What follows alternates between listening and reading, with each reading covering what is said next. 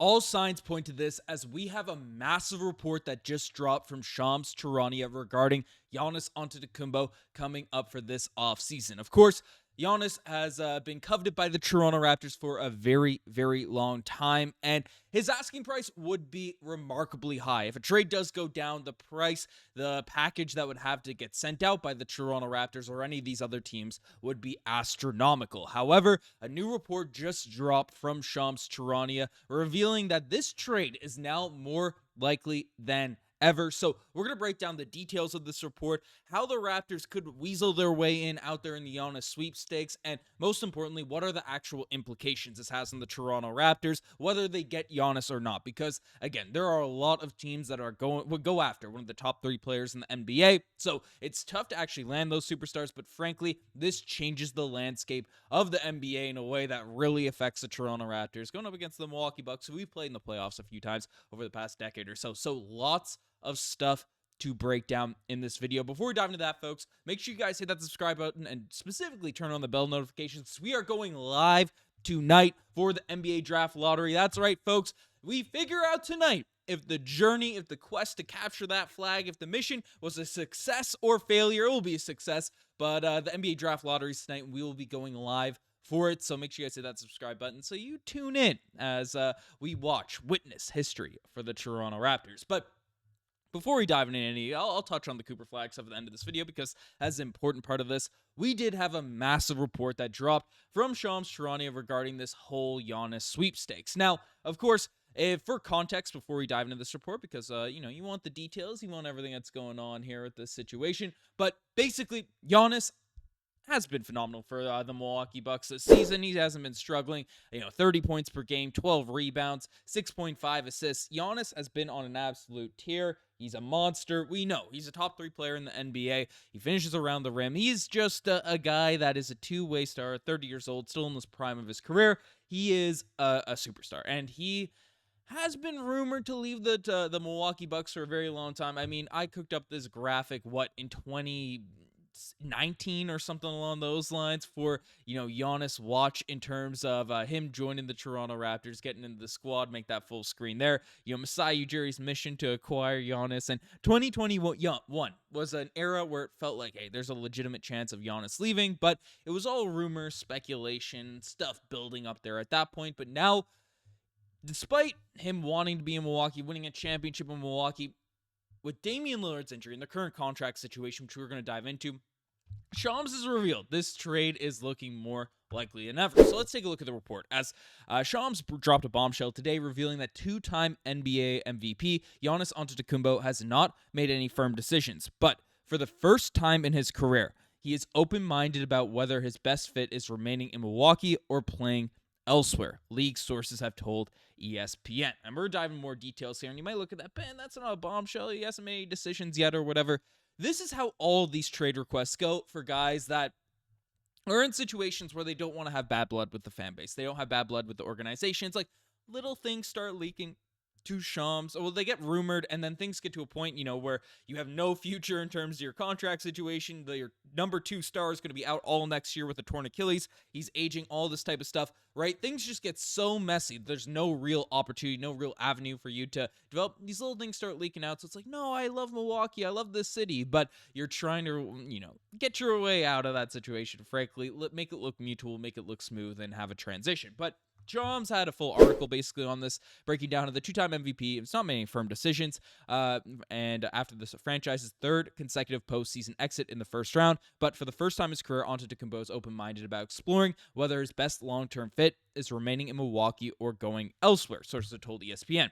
Teams have approached the Bucks frequently over the years about the availability of Antetokounmpo as a normal exercise, and they are expected to ramp up due diligence during Combine Week, according to league sources. But any conversations surrounding the perennial All-NBA superstar and 2021 NBA champion start primarily where he believes his long-term future lies, and whether there's a franchise outside of Milwaukee that is sensible for him. So what we can translate this in terms of a speech, coming from Shams, because again, this is all fed from Shams' camp, the Bucks camp, whatever they're trying to do out there in the back ends to make this not look like, make it look like an amicable breakup as these trades kind of go down. But hey, wherever Giannis wants to go, that's going to be the teams that the Milwaukee Bucks are going to work with, and that's going to be the teams that he's going to likely end up on. So, that's something that does impact the Toronto Raptors' chances of getting him. We'll look at the odds. We'll take a look at all that stuff. But basically, Giannis is going to be in a position to send himself where he'd like. So that, or at least a list of teams that he'd like to go to. So that's how we can kind of translate that. And, of course, he's a guy that's a superstar. He's said all these things, but he had some quotes, and I don't know if this came out, and did this pop out? No, the quote did not drop, but basically, he came out and thought us on his brother's podcast and said that he feels like a disappointment if he's not able to win a second championship, feels like he's leading teams down, all that stuff. So Giannis wants to win, and regardless if he's signed contract extensions, when he's teased things from the Milwaukee Bucks in the past that we have, sank our teeth into a Raptors Digest a ton over the years about the potential of Giannis joining the Toronto Raptors. He's always talked about his need to win and wanting to win.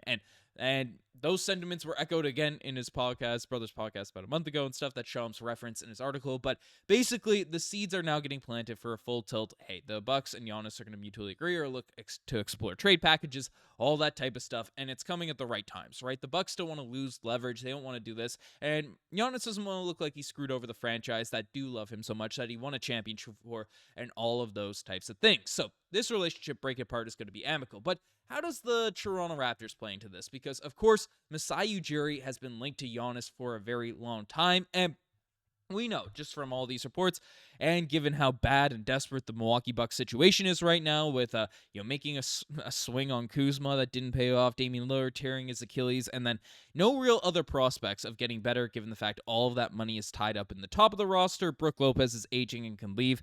It's a very, very dire spot that the Milwaukee Bucks are in right now, but the Toronto Raptors right now are not one of the favorites to land Giannis. A few weeks ago, when all these rumblings start to pick up, the Raptors were better favorite, but right now, you see them at the bottom of this list, the plus 5,000 odds, right around the Pelicans, the Nuggets, all these different types of teams. So what's going on here? Why on earth why are the Raptors so low? Now, I disagree with these odds because, frankly, the Raptors can put together a trade package that just makes more sense comparative to some of these other teams, because we do have an asset in terms of a guy in Scottie Barnes that can make a very, very intriguing trade package for the Milwaukee Bucks. Scottie Barnes is a guy that, you look at him, 19 points per game, 7.7 rebounds, 6 assists, only 23 years old. He's been Rookie of the Year. He's been an All-Star. Scottie Barnes is projecting to be a star caliber player at the minimum out there in the NBA. Some having the superstar upside. That's what I'm hoping for. And, I love Scottie Barnes. And I don't want to trade him. I don't want to deal him. But in a case with Giannis Antetokounmpo, where he's one of the top 3 guys in the league, you do have to have these discussions. So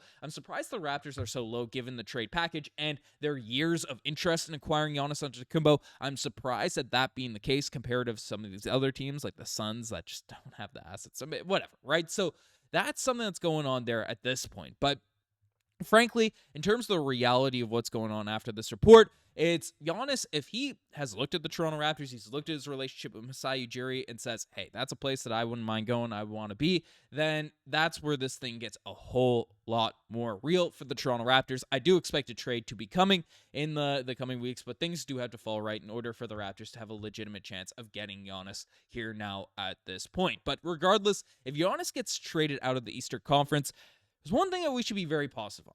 The Eastern Conference is just wide open here now at this point. If he doesn't go, even if he goes to the Nets, that's just a bad roster, around him. I guess they could build up around him at this point, so there could be a team that slots in the Milwaukee Bucks position. But where the Raptors are at now and currently constructed with all of our guys, Brandon Ingram, Immanuel Quickley, RJ Barrett, Jakob Poeltl, Scottie Barnes, Gradey Dick, Ochai Agbaji, Jacoby Walter, Jonathan Mobo's proven to be a solid piece. I mean, the Raptors are in a position now, we find out tonight, whether or not we get a bona fide superstar out there this NBA draft, the Raptors are positioned to really be able to take a leap next season. And if you have teams falling out of the mix, like the Heat are looking pretty desperate right now. The Milwaukee Bucks, if even Giannis stays, right, they're looking pretty desperate right now.